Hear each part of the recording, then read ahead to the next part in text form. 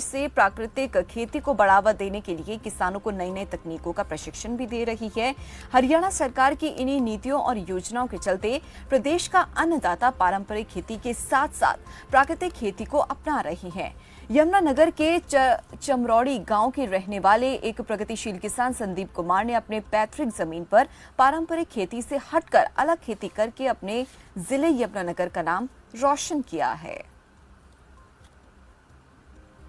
तो आपको बता दें कि हरियाणा के अथक प्रयासों के बाद अब हरियाणा के किसान भी प्राकृतिक खेती की ओर रुख करना शुरू कर रहे हैं और काफी मुनाफा कमा रहे हैं इस समय किसान। और आपको ये भी जानकारी दे दें कि इस अभियान की शुरुआत के बाद से हरियाणा सरकार ने भी मदद का हाथ बढ़ाया है और जानकारी जो है सभी किसानों को दी जा रही है ताकि कैसे प्राकृतिक खेती को किया जा सके।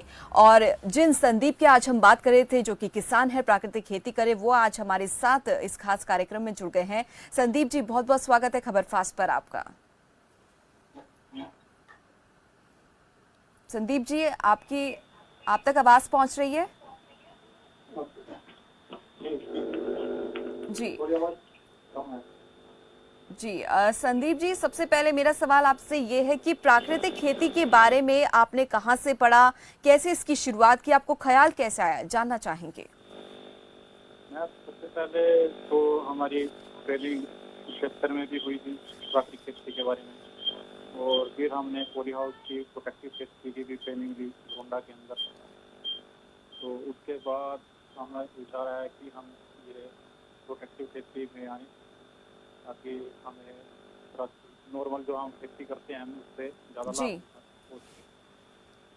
और अब हम लगभग 8-9 साल हो चुके हैं तो खेती को करते हुए, और बाहर की खेती के मुकाबले ये लगभग 8-9 गुना ज़्यादा इनकम देती है। जी संदीप जी, मेरा अगला सवाल आपसे ये है कि इस समय आपके साथ कितने और लोग काम कर रहे हैं इस प्राकृतिक खेती में?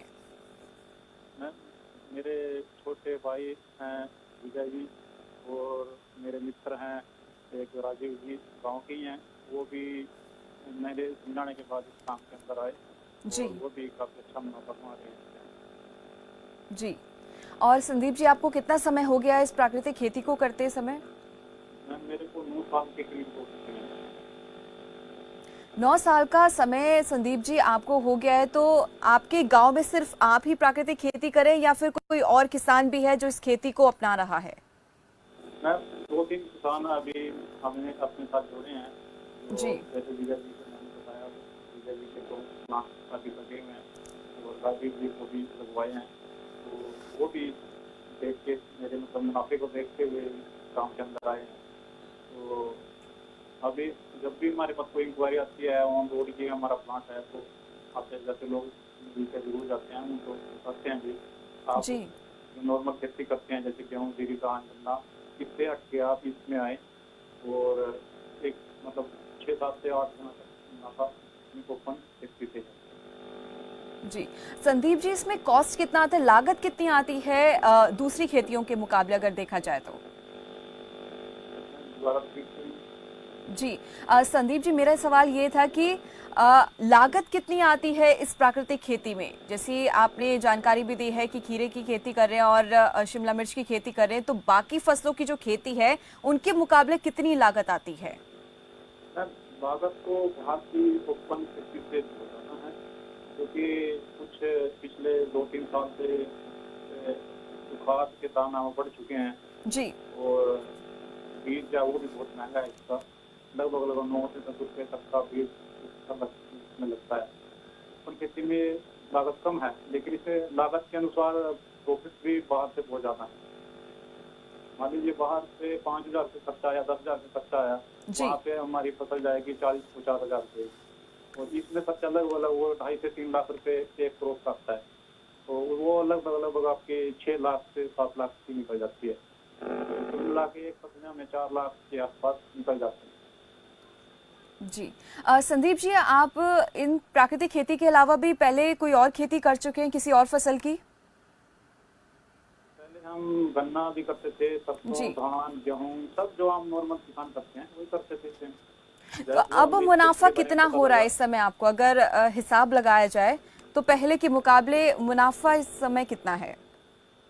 पहले के मुकाबले आप मान के चलें, पहले अगर हम 1 एकड़ से 1 लाख कमा सकते थे एवरेज, जी। तो अब उसको आप 6 या 7 गुना कर लीजिए। वो मार्केट के रेट के ऊपर भी है, कई बार अच्छा भी चला जाता है, कई बार कम भी हो जाता है। जैसे कोरोना काल में मंडियां बंद होने के कारण ये थोड़ा रेट बहुत ज़्यादा डाउन रहा, उस टाइम बहुत नुकसान हुआ किसानों को, जो खासकर प्रोटेक्टिव खेती में थे, क्योंकि इससे खर्च बहुत ज़्यादा आता है।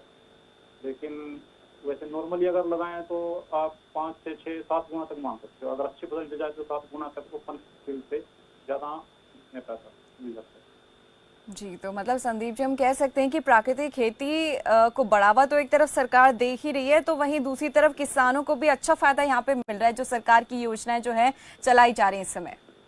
जी मैम, बिल्कुल। अगर सरकार की तरफ से इस पे जो सब्सिडी मिलती है, उसी के कारण इसको लोग आगे बढ़ पाते हैं, क्योंकि बिल्कुल। अपने हर किसान इसको नहीं कर पाएगा बिना सब्सिडी। जी, चलिए बहुत बहुत धन्यवाद संदीप जी, आप हमारे साथ जुड़े और कीमती वक्त आपने हमें दिया है। तो ये हमारे साथ हैं प्रगतिशील किसान संदीप कुमार, जिन्होंने अब प्राकृतिक खेती को अपनाना शुरू कर दिया है और उन्हीं के साथ कई ऐसे किसान हैं जो जुड़े हुए हैं, उनकी मदद भी किया करते हैं और लगातार सरकार की तरफ से भी उन्हें सहायता मिलती जा रही है। चलिए बढ़ते आगे, आपको बता दें कि राजस्थान में पुलिस ने रविवार को बदमाशों पर बड़ी कार्रवाई की है। पुलिस